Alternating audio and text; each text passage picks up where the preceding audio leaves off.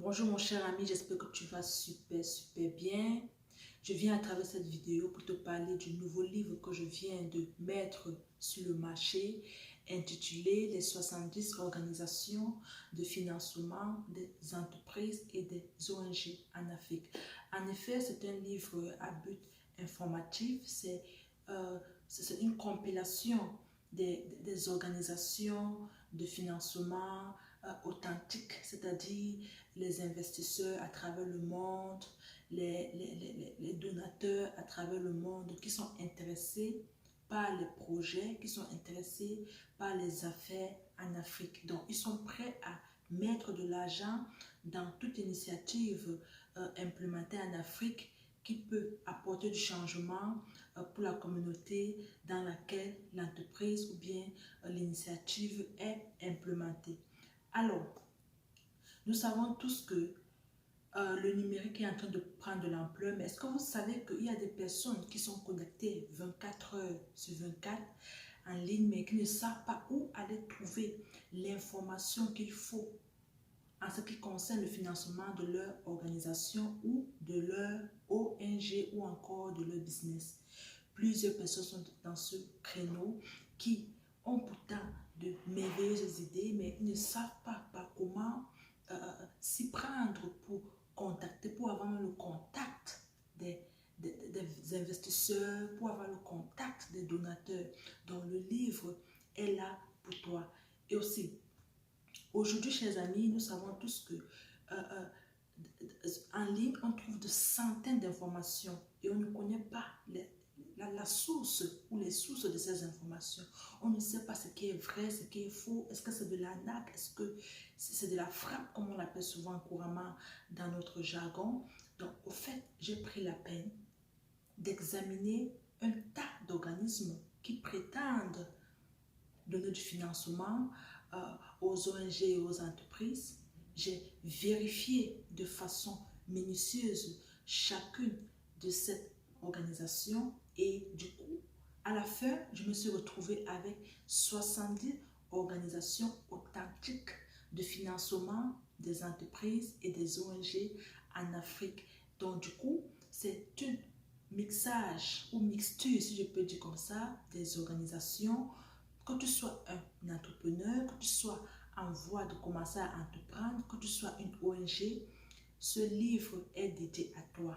Donc, ce n'est pas pour juste l'entrepreneuriat ou bien ce n'est pas pour juste les organismes à bienfaisance. Non, c'est pour tout le monde. Donc, quelle qu'en soit l'activité économique dans laquelle tu te trouves présentement, tu vas trouver ton compte dans le livre. Ça dépend maintenant de comment est-ce que tu vas exploiter le livre. Là, je vais tomber sur les trois grandes organisations que présente ce livre. Parce que si vous constatez bien en lisant le livre, vous allez vous rendre compte que le livre expose trois grands types d'organisations.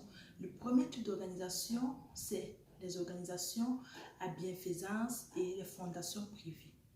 Qu'est-ce qu'une organisation à bienfaisance ou bien des fondations privées? Ce sont ces institutions-là qui ont le financement pour les ONG, pour les causes sociales, pour les causes à bien commun, pour les causes comme améliorer la santé dans la communauté, lutter contre la dégradation de l'environnement autant pour moi, promouvoir l'éducation. Ce sont en fait, les organisations de financement qui sont prêtes à mettre leur argent dans de telles initiatives qu'on appelle les initiatives à bienfaisance.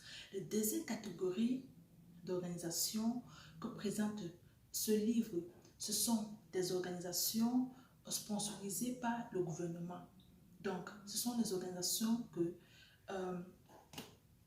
en fait, lorsque tu implémentes un projet qui est relié au plan d'action du gouvernement, en fait, tu vas te rendre compte dans le livre qu'il y a le gouvernement, en fait, qui sont plutôt intéressés à sponsoriser les projets qui vont te relier avec ton gouvernement. Donc, ils donnent l'argent à ton gouvernement pour que ton gouvernement puisse te remettre l'argent.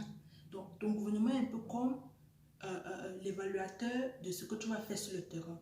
Disons un organisme en Allemagne, un organisme au Canada ou bien un organisme en France peut décider de sponsoriser un projet en Afrique. Qu'est-ce qu'il fait? Cet organisme-là ne vient pas te donner l'argent directement. L'organisme-là passe par ton gouvernement. Ton gouvernement reçoit des centaines de millions de dollars et maintenant ton gouvernement met en place un appel à candidature au cours duquel il va sélectionner les meilleurs organismes qui vont implémenter les projets pour ces organisations à l'étranger. La troisième catégorie d'organisations que tu vas trouver dans le livre, c'est pour les entreprises. Que ce soit le développement de la numérique, que ce soit l'entrepreneuriat, le développement agricole, tout ce qui est dans le sens de se faire du profit, c'est ça que j'appelle la troisième catégorie. Donc, cher ami, il faut être très vigilant quand tu vas avoir accès au livre parce que tout le monde va trouver son compte. Tout le monde va trouver son compte. Et j'aimerais te donner 3 secrets sans plus tarder que tu dois prendre en compte quand tu vas exploiter le livre. Le premier secret, c'est que avant de contacter un organisme de livre de financement, c'est-à-dire si tu veux contacter une organisation de financement, des entreprises et des ONG en Afrique telles que mentionné dans le livre, rassure-toi de que tu connais la vision et la mission. Est-ce que ça cadre avec ce que toi tu fais? Est-ce que la mission de l'organisation que tu contactes là cadre avec tes propres objectifs et ta propre mission? Parce que les gens pensent qu'il suffit d'avoir juste le comprendre que non, X, Y donne le financement et ils contactent directement. Non. Rassure-toi que tu remplis cette condition-là. Le deuxième secret, quand tu vas vouloir contacter un organisme de financement, c'est est-ce que le domaine d'intervention que toi tu exerces là, est-ce que c'est ça qui sponsorise? Parce qu'un organisme à bienfaisance, c'est-à-dire un organisme qui est intéressé juste aux ONG, ne va jamais sponsoriser un projet entrepreneurial qui est à but lucratif, c'est-à-dire qui vise à te faire de l'argent.